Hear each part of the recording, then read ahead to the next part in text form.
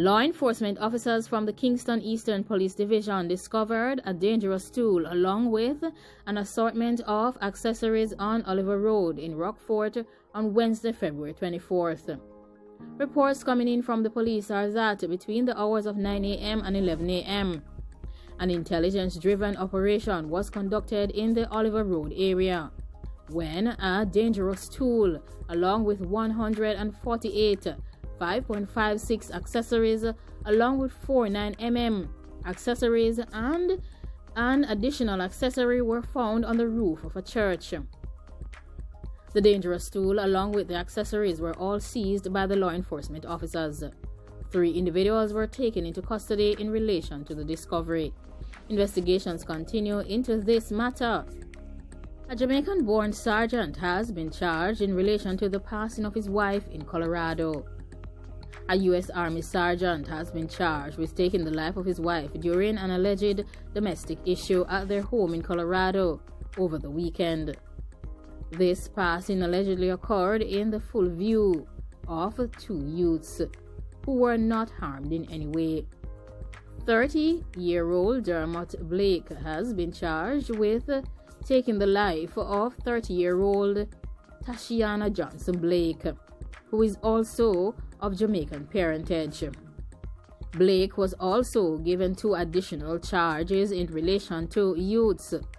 According to media reports, the Shellings incident took place at the couple's home on Squawbush Ridge Grove in Colorado Springs at approximately 1 a.m. on Saturday, February 20th. Further reports are that shortly after, Mr. Blake called 911 and stated that he had issued some serious shellings at his wife. On the arrival of law enforcement officers, Johnson Blake was found inside the house. Her husband was arrested at the scene and subsequently charged. He's been held in custody without bond. The couple's youths are now in custody of family members.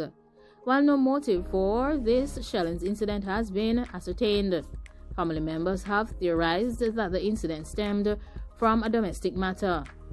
Blake is a sergeant stationed at the Fort Carson post. He has been in the Army for 4 years and 5 months.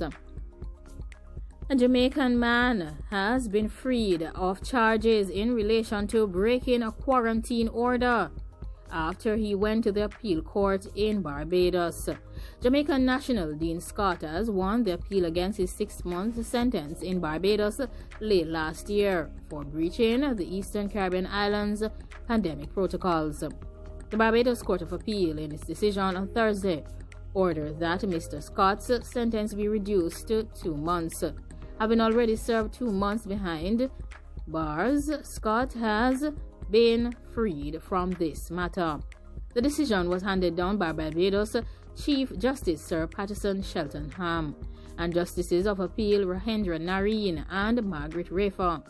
In reaction to the court's decision, the Jamaican-born attorney practicing in Barbados, Ms. Russell, said that the effect of the judgment is that Dean Scott was deemed a free man from the time the court hearing concluded on the morning of Thursday, February 25th, and is subject to the observance of the strict pandemic protocols for his safe release from behind bars. She further added that she was advised that he will be released into the hands of immigration officials and he will be working towards facilitating his safe return to Jamaica.